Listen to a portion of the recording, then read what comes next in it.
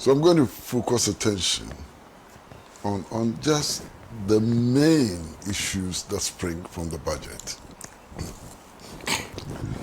And the first thing I'd like to comment about is last night, I saw a video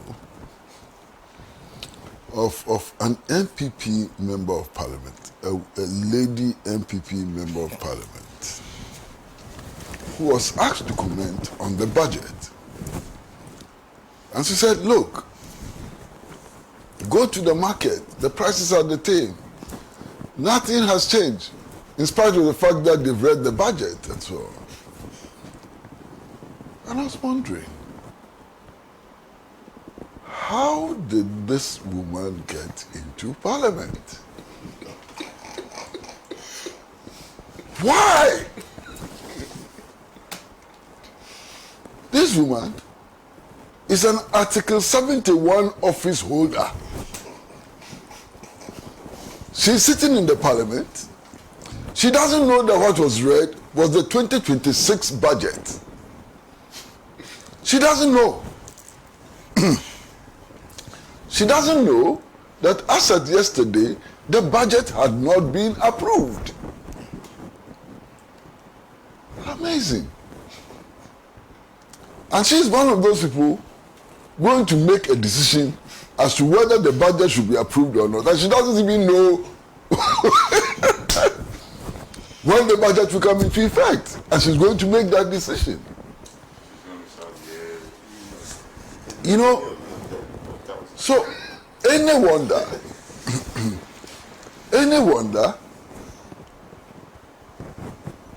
why do we wonder about the quality of life? The people who approve the budget, some of them don't actually know what a budget is. They don't know what a budget is. So this is one of the fundamental problems. Forget what was read. Those empowered to approve it. So how is she going to approve the budget? She's going to look at Afenyomakin, and whatever Afenyomakin says, she will follow. When Afenyomakin says, let's walk out, she will walk out. Without even understanding the issues involved. This is a big, big problem. You understand? But let's be serious. I have said that this business of going to the polls every 4 years to elect a government is a waste.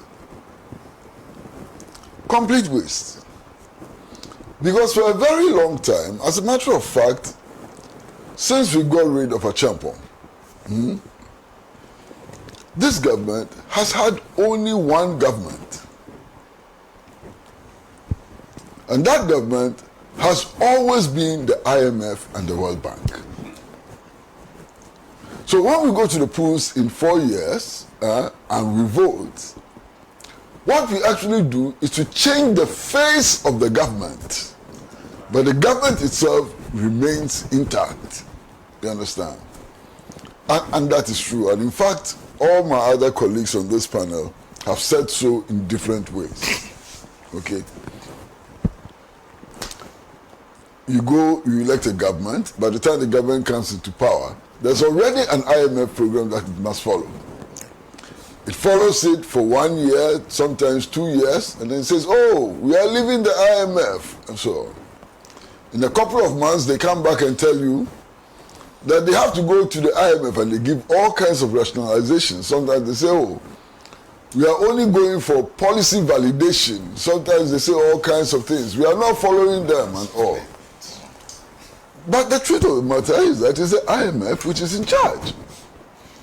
Okay? And they're in charge for nothing. They give you $300 million and they control your economy, which is much, much bigger than $300 million. And so on. And so now, the other thing that I say is simply this. Take Ghana. We've been to the IMF 18 times. And the problem we first took to the IMF is still with us and getting worse. What does that tell you? One, Either the IMF is a bunch of incompetent technocrats, they don't know the solution, because after 18 times, the problem is still there and is growing. So they don't know the solution. They are just purely incompetent. Or the IMF was designed for this particular purpose of keeping us down. So that the force of capitalism can continue to control us. These are the only two possible reasons. I'm looking forward to a day when the rule of the IMF and the World Bank will come to an end.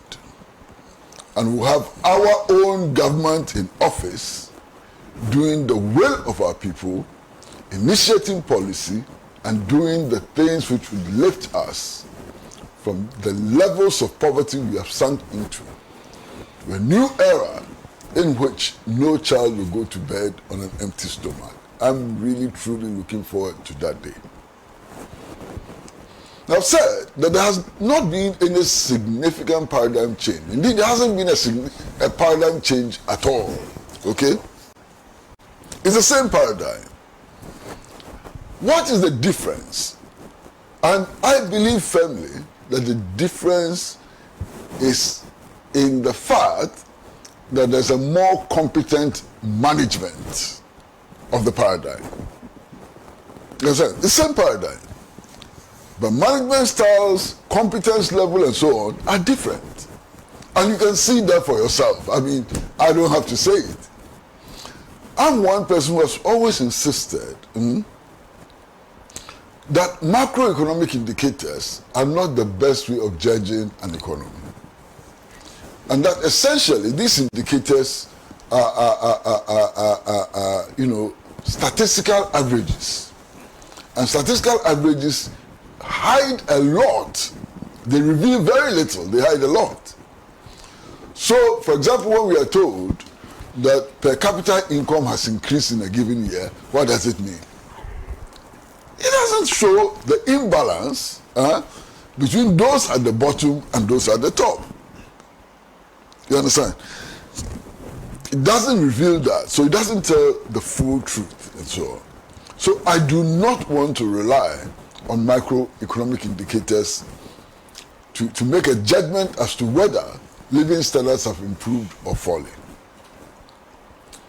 But even as I say so, macroeconomic indicators tell a certain story.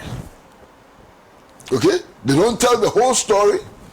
They don't describe the life of the underprivileged and so on, but they still tell a story. And what is that story?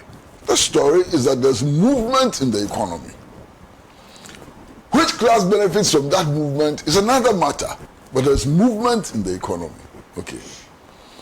And if you're looking at movements in the economy, one of the things that we can look at is the value of our national currency. And who today would doubt that the value of our national currency has improved significantly? From 17 cedis to $1, we are now down to 10 cedis to $1 in a matter of 9 months. That is something. This is a dream that Dr. Bawumia could not turn to reality. That's a fact. From opposition to government, all he spoke about was the value of the cedi. You understand? His first days in office as vice president, he said he had arrested the cedi and locked it in a prison and given the key to the IGP and so on. You remember? And yet, by the end of that tenure, the cedi was exchanging at 17 to $1, when actually they took power at a time when the cedi was less than 4 cedis to $1. So this is something significant, at least within the context of bourgeois economics. Within the context of bourgeois economics and so on, you can see a better management of the national economy. And then, my brother, can you believe that in a period of 9 months, we have hit single-digit inflation. I mean, I didn't think that it was possible. In all honesty, I didn't think that it was possible. But we have hit single-digit inflation. You understand? It doesn't tell the full story. It doesn't mean that all the 21,000 unemployed persons who rush to work have jobs. They don't have jobs. It doesn't mean that 150,000 nurses can be deployed. You understand? But the fact is that in a period of 9 months, we have hit single-digit inflation. And that there was another government which could not do that. That's clear. Okay?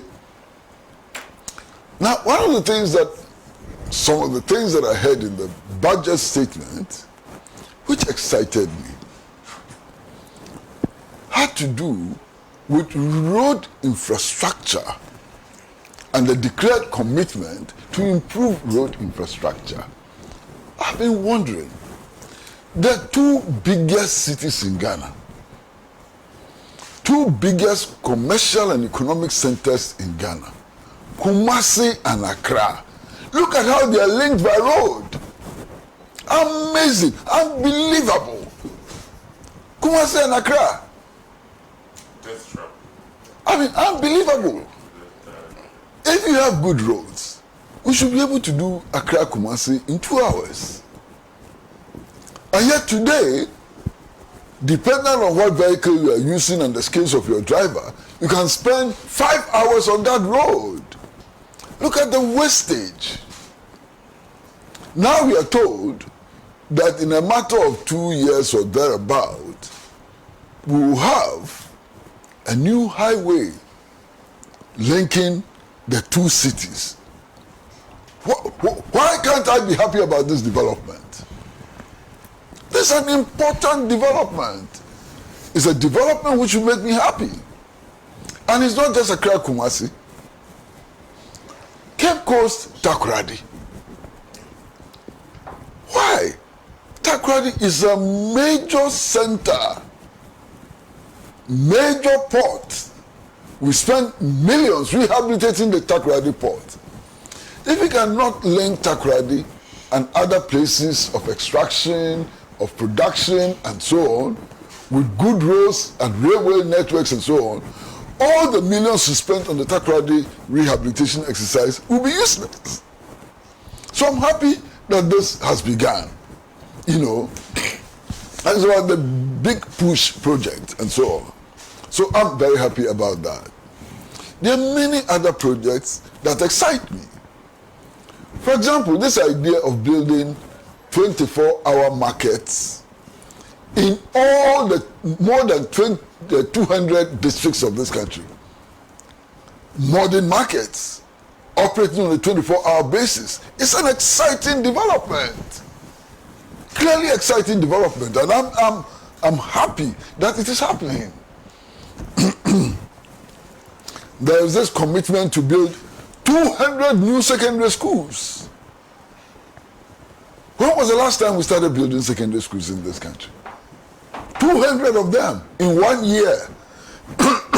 Excuse me. Now, if we continue like this,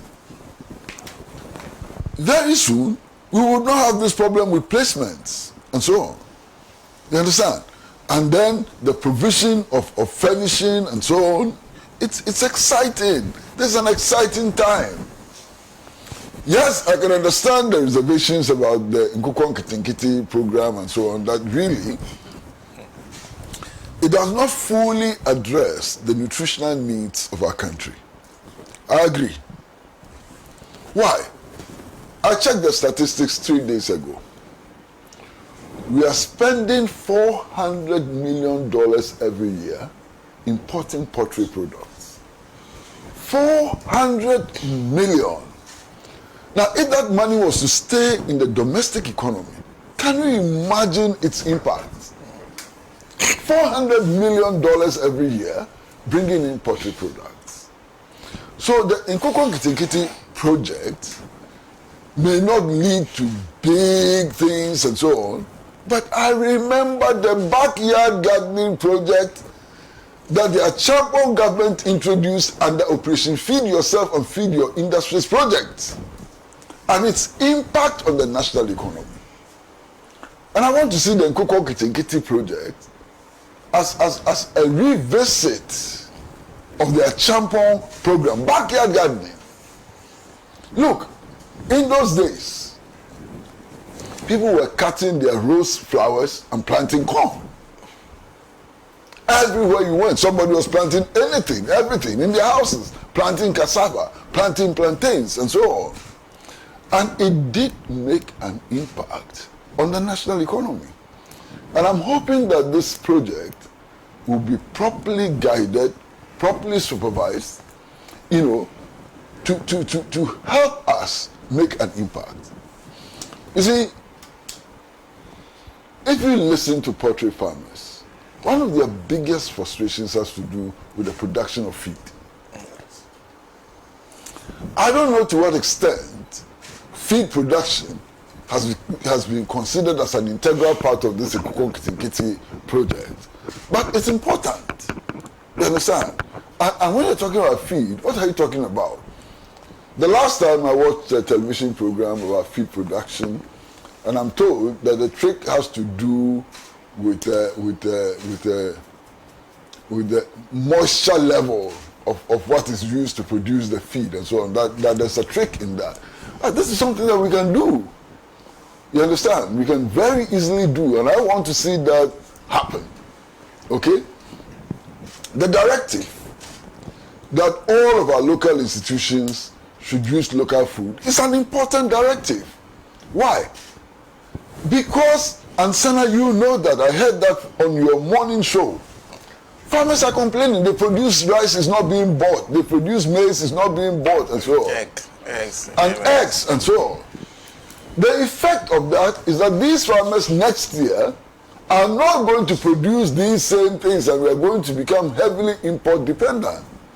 So if government has a mechanism of ensuring that what is produced is bought, is either consumed or conserved in silos or whatever, that's an incentive to stimulate local production. And there's no reason why we shouldn't eat our own rice. Because all the studies I have seen indicate that local rice is far more nutritious than the imported rice. It may taste differently, but taste is acquired. It's because we have been fed with these kinds of rice. That's why we've gotten used to it. It's not about quality, it's about taste. And very soon we will get used to the taste. And indeed, I mean, local rice... I think the local rice, in real terms, are sweeter than the polished. It's just the fragrance we go for. That's what I was going to say. I mean, local rice... Yeah. I don't want to advertise some people's rice on this program. But you eat it, it's even fluffy.